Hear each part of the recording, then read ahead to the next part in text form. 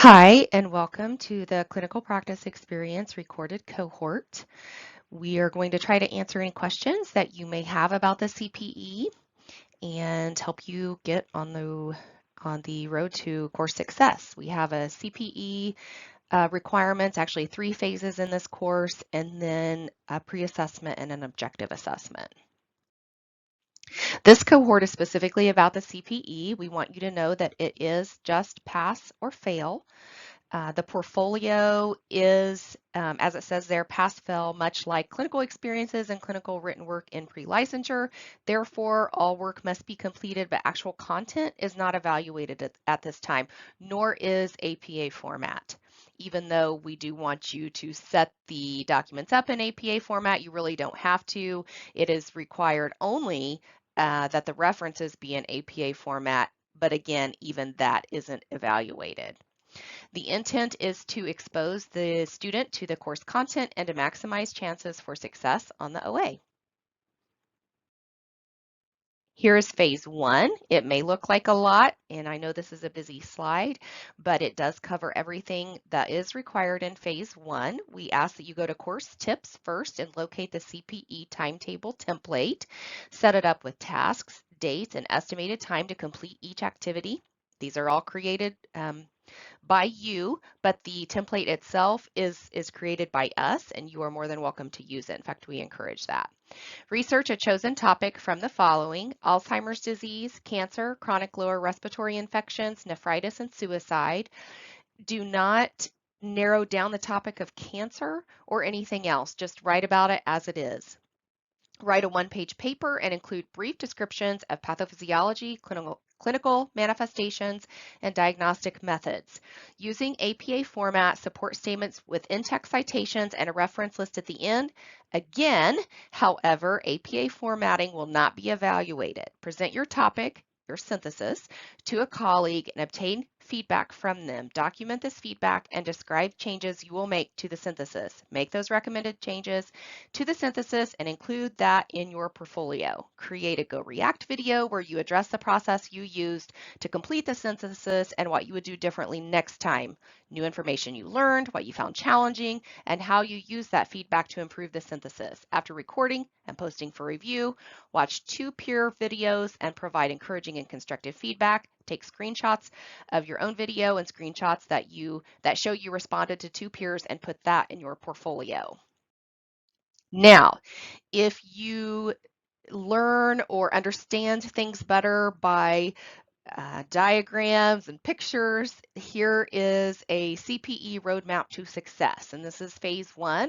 Start here. This just walks you through sort of in a different way to see basically how you can navigate through and successfully complete the phases. This is exactly what I just told you, written in a different way. This roadmap is available for you also in course tips.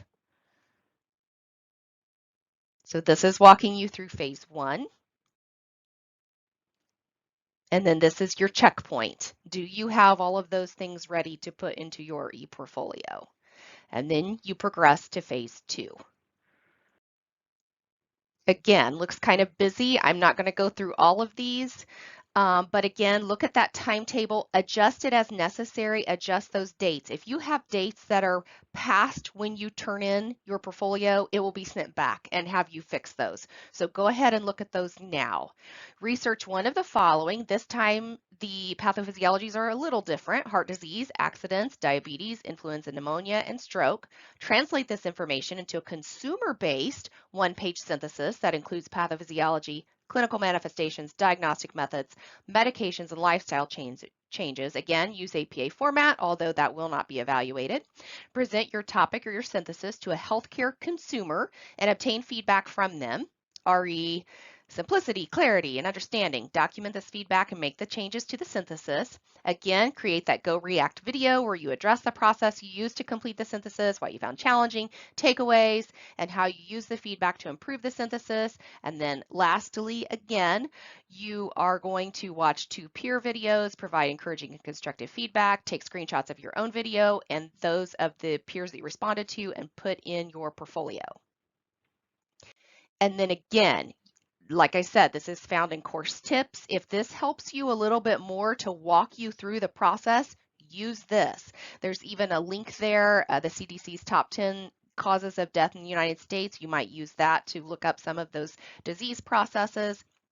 A one-page synthesis is brief, to the point. It's more of a summary of the issues. So this isn't something that it should take you a ton of time, but it will expose you to the disease processes and help you to gain an understanding that will maximize your chances of success on the objective assessment. So again, this is walking you through phase 2.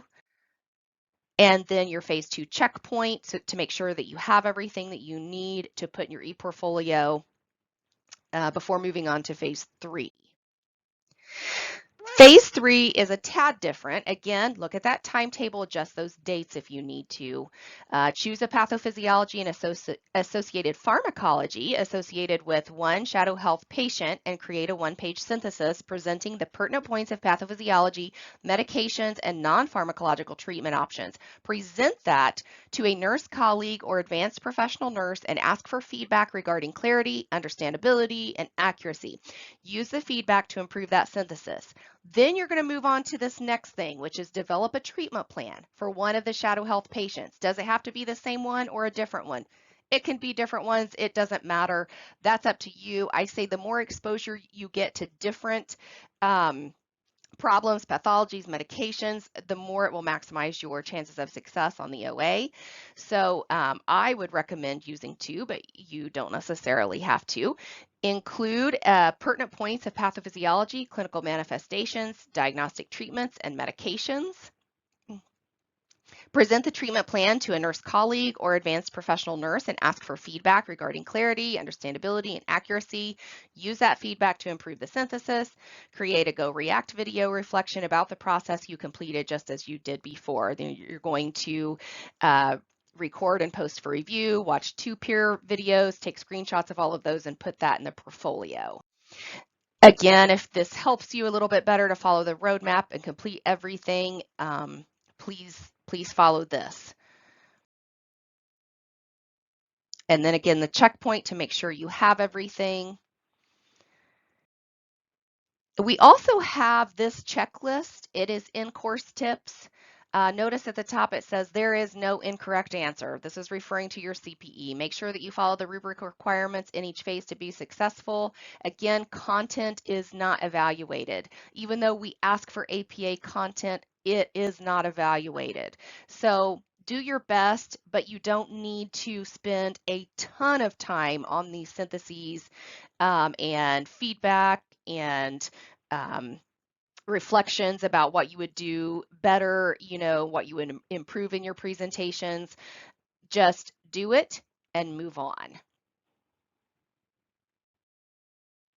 Common reasons for revision: a missing timetable or missing estimated completion times, or dates that are further out than what they should be. So make sure your dates are before your submission. Missing dates or names are also reasons for revision. Missing written work or screenshots, missing CPE record with dates, make sure that's there. And then also a CPE record sometimes is present but not accessible due to sharing restrictions. So make sure your sharing allows for the evaluator to open it.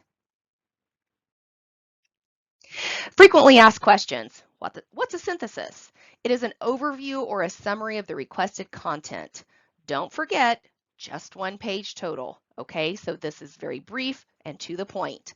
What if my synthesis is longer than 1 page? We've never seen a CPE returned because a synthesis is longer than 1 page. That said, there's a first time for everything. So I don't know, there may come a point when they start returning them for being more than 1 page, but so far we haven't seen that. Is completion of CPE required prior to pre-OA and OA? No, but it will maximize your chances of success on the OA, so we recommend doing it first. Is APA required, and if so, which edition? Your syntheses don't need to be formatted in 7th edition APA format, but the references should be. So the documents themselves don't need to be set up that way, but we do ask that the references should be set up in 7th edition APA format. That said, evaluation is not currently evaluating APA formatting of references. So if it's not quite right, it shouldn't be returned for revision. Where can I find Shadow Health? The simulations can be found starting in Unit 4 and then beyond. Do I need to choose a different pathophysiology or diagnosis for each synthesis? We haven't seen any CPEs returned for choosing the same pathology. However, writing about different topics will again maximize your chances for OA success. Do I need to provide a synthesis, feedback, and then a separately updated synthesis to my portfolio for each synthesis improvement plan requirement? Some students choose to do this, but it's not required. You can just present your synthesis in document format and then provide the feedback you received in a paragraph in your ePortfolio, in which you also address how you improved your synthesis as a result. Any questions? Please ask us. The DO27 course instructors are committed to student success. Please let us know if you have any questions. We want to help you.